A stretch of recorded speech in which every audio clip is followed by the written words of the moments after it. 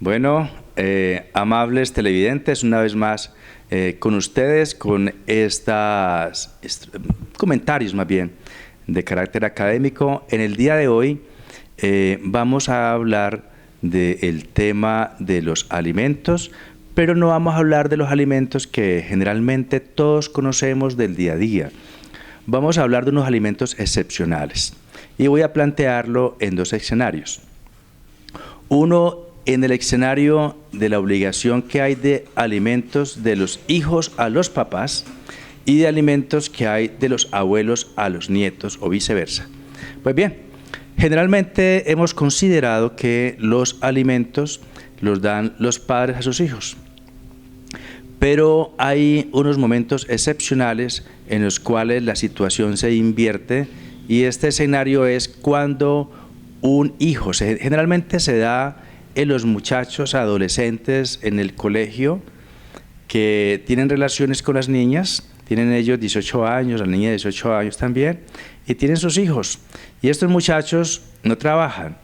Y en consecuencia nace una criatura que realmente queda a la intemperie, es decir, queda económicamente huérfana.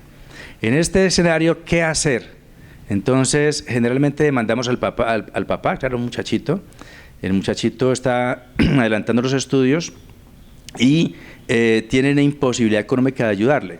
El muchacho no sabe si seguir estudiando o trabajar, pero aún así no tiene la formación para trabajar. En consecuencia, descuidamos que detrás de este muchacho o detrás de esta niña pueden haber padres con recursos económicos suficientes, porque no es alcahuetear la conducta del hijo joven que tuvo sus otros hijos, ni la muchacha joven que tuvo sus hijos. Se trata de proteger a una criatura que el Estado abriga con todas sus fuerzas porque es una criatura de protección constitucional especialísima debido a que es un menor de edad.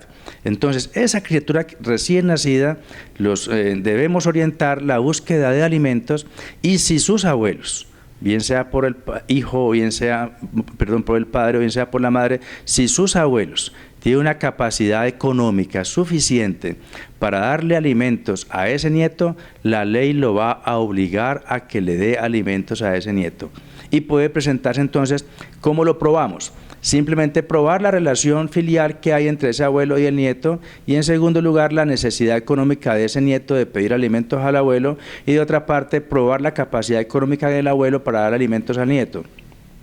Es decir, he aquí la importancia del abogado en desplegar toda su iniciativa para encontrar y probarle al juez que ese nieto tiene unas necesidades económicas, que sus padres, a pesar de que en ellos radica en primer lugar la obligación de dar alimentos, no tienen la capacidad económica de dar los alimentos.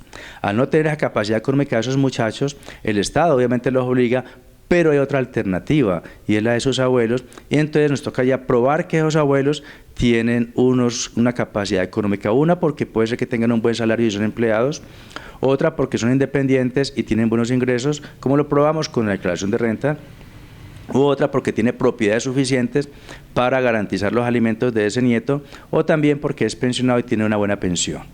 En cualquiera de estos escenarios nos tocará a nosotros como abogados la habilidad del abogado, el conocimiento del abogado, la proactividad del abogado, probar que ese señor, abuelo, tiene bienes a nombre de él, con certificado de tradición lo probamos.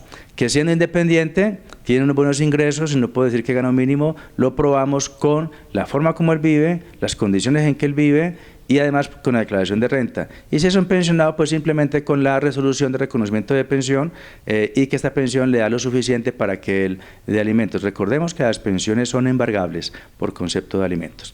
Aquí tenemos entonces un primer escenario para reconocer los alimentos y puede invertirse la situación de los alimentos de los hijos o de los nietos a sus padres, a sus abuelos y de los hijos a sus padres. Vemos en ocasiones papás o mamás que andan por las calles, realmente después ya son mayores adultos y se escucha el comentario de que el hijo es un profesional, el hijo es un próspero comerciante, el hijo es un próspero empresario, pero que simplemente se olvidó de las obligaciones para con su papá. Independientemente de que ese papá o mamá haya sido bueno o malo, los hijos tienen obligaciones para con sus padres. Perfectamente ese papá puede iniciar una audiencia de conciliación, que es necesaria hacerla en la Casa de Justicia o en la Cámara de Comercio, en un centro de conciliación, y ese hijo, ese papá puede intentar allí llamar al hijo para que le dé alimentos.